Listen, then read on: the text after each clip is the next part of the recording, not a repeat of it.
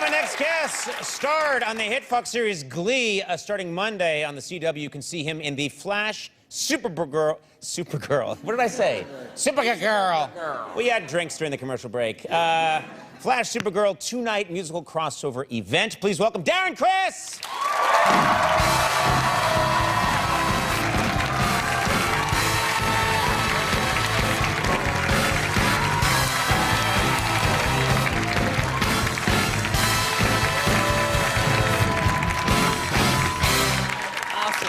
I love this show so damn much. Oh, thank you so much. Wow, that was very violent. Very angry. It's a lot of energy to get out. You said you loved the show, and then anger came out. Yeah, it's because you got super squirrel or whatever you said wrong. What? I know, I got that wrong. You know, I watched both those shows because my kids are huge fans. So that's the show that we watched together. That's the one. Well, then you're going to see a whole lot of me pretty soon, next week, I think. Yeah. Well, we'll talk about that in just a moment. Yes. First, I got to mention this. Since Glee, you played Hedwig. I did. On Broadway. Yes. And that is a massive transformation for any man to make. Yes. It's a huge transformation. I think we have a picture of you as Hedwig, and I look so much better. Yeah. Like, you know what? You do look, I have to say, you look good. I think I look. Something that I took away from that show, when you're a woman for the better half of a year, you start to realize that all we have is this is it. This is it. We worry about our hair, and whatever we wear.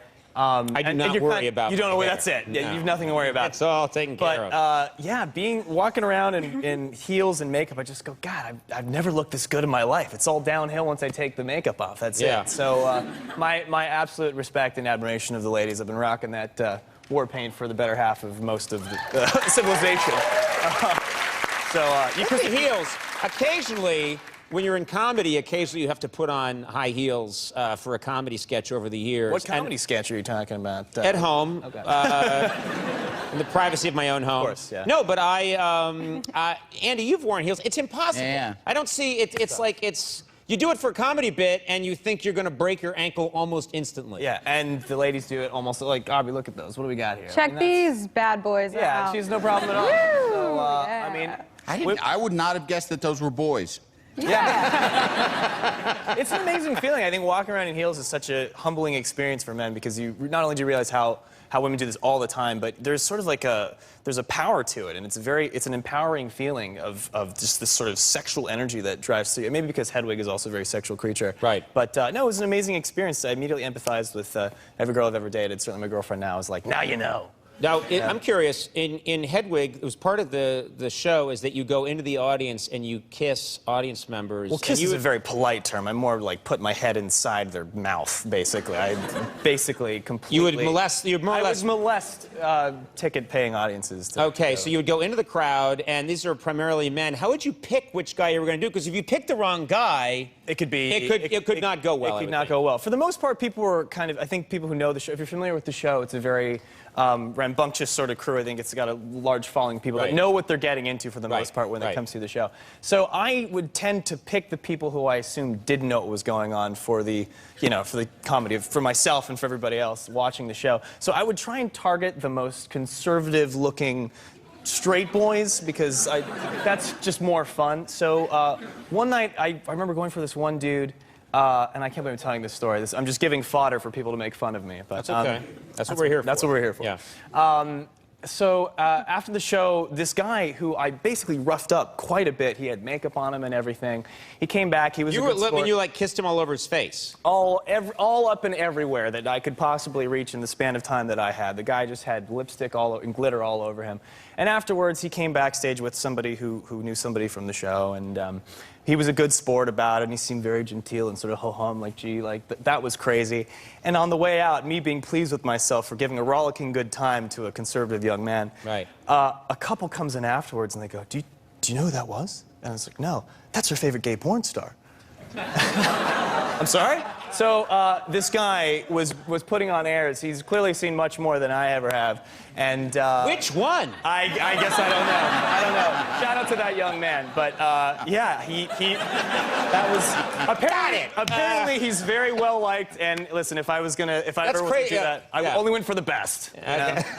Let's talk about this new role, the Flash. I can see the internet comments already. Yeah, that's okay. Don't worry about it. Don't read the internet. Flash Supergirl crossover. You played Music Meister. This is a bad guy? Evidently.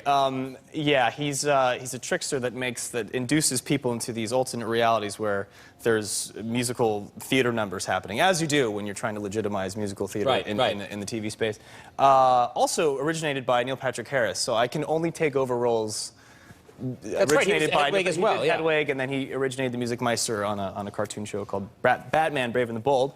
Factoid, because I'm a nerd. This is really making me look cool. Yeah, he's a Music Meister, and he makes people sing, and he has some weird agenda where he's trying to teach them the power of song and dance, because it's a musical. That's what you do. Yeah, I'm telling you, I was saying this before, but yeah, my kids love both those shows. That's great. And my daughter loves musicals, so I can actually know that I'll be watching this. Okay, well, I apologize in at our advance. house. I hope it's a whole lot of fun. I'm certainly hilarious in it, so. I think you're confident as well. No, definitely not. I'm terrified, actually. I'm curious to see how it turns out. I'm sure it'll be great. Your band. Man, if you're about to do the Conan thing with my record, this is a dream come true. This is amazing. Well, I was asked. Someone said that you have an album coming out. This is your band. Yes, this is my band. I started with my brother. We just had a record come out on Wednesday. We're called Computer Games. And my brother and I grew up playing computer games, watching episodes of The Simpsons written by Conan O'Brien, and then watching Conan O'Brien. And you are holding my record, and this is an incredible moment right now. Well, that's nice. That's sweet. Thanks for saying that. Chuck, look at this. We made it. We made it. Yes.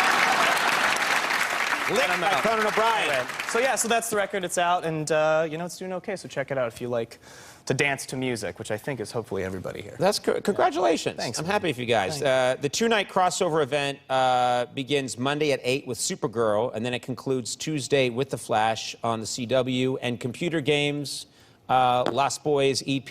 Lost Boys Life EP. It's out, iTunes, stream. Ask the internet. Mother Internet will know how to guide you to this. Siri will record. help you. Yeah, Darren Criss, thank you so much for being here. Thank We'll be right back. Old 97s. We'll see you in a second.